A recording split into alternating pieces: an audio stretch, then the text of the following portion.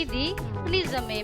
ఆరోగ్యంగా, యవ్వనంగా ఉండడానికి కొన్ని ముఖ్యమైన అలవాట్లు ముఖ్యం.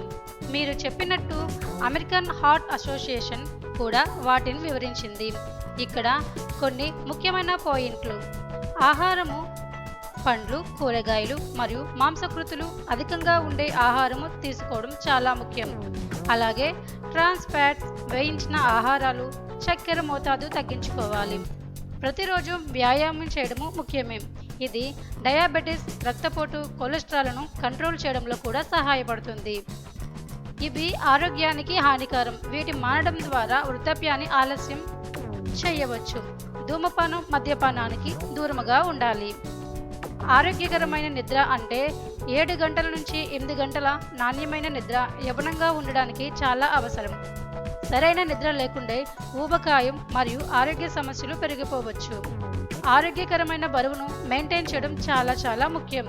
ఇది మీ వయసును తగ్గినట్టు ప్రదర్శించడానికి సహాయపడుతుంది. కొలెస్ట్రాల్ నియంత్రణ కూడా యవ్వనంగా ఉండడానికి ముఖ్యమైన భాగం. ఈ అలవాట్లను ప్రతిరోజు పాటించడం ద్వారా మీరు మీ ఆరోగ్యాన్ని మెరుగుపరుచుకొని యవ్వనంగా ఉండవచ్చు.